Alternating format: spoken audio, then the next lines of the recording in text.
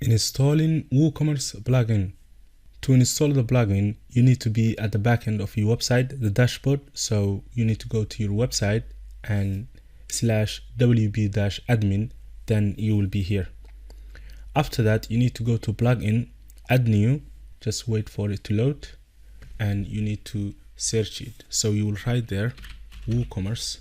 For me, I've been installing it for a while, so it will just autofill it for me because I already installed it before.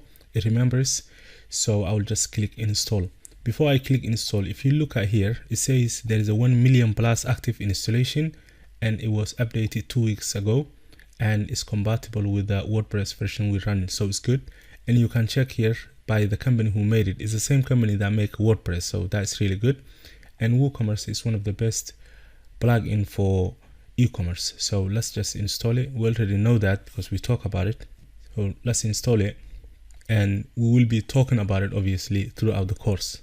So you just need to wait for the installation to finish. After that, you will activate it, and we will go through the onboarding process.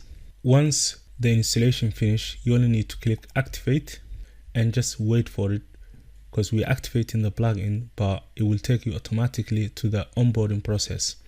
So you will get here, which is really helpful if you are installing a plugin and it take you through the steps. This is really helpful. So what you need to do is you need to fill your details there. So I will just put 10 London Street. It's just something that I'm just making up, and city is London, and I'll just put something WC2.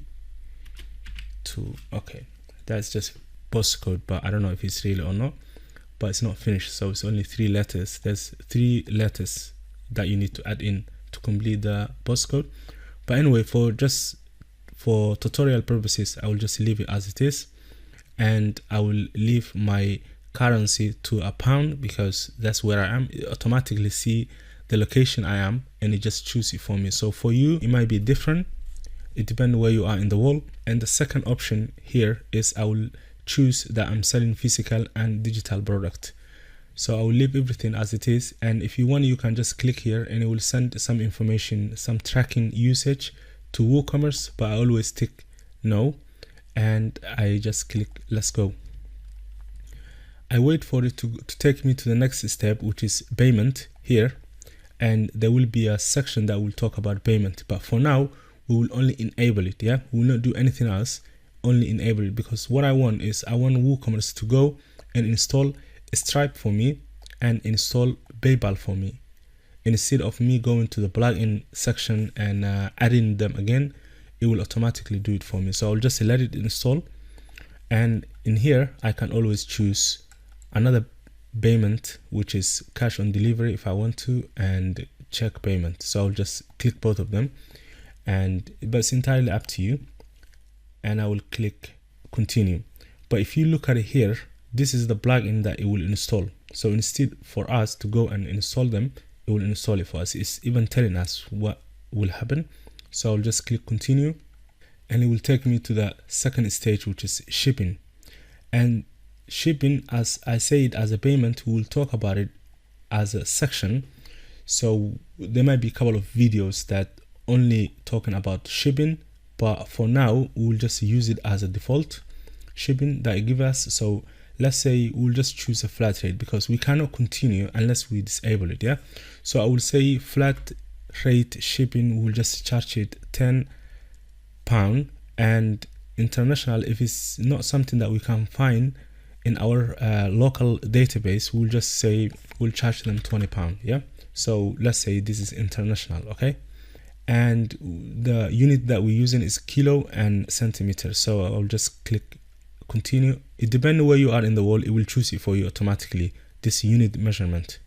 Okay, here is where it will just ask me for to install a theme, automated text. I do not want a theme. You can always use storefront theme. It's really a good theme that's compatible with the WooCommerce, but the theme I'm using is not storefront. I do not like to use storefront for any web development I'm doing. I always like to use Astra because it's fast. So we will use Astra and we will install Astra. So I'll just untick that and leave the rest as it is, because what I want is I want the text to be automated and I will install MailChimp and configure it as well.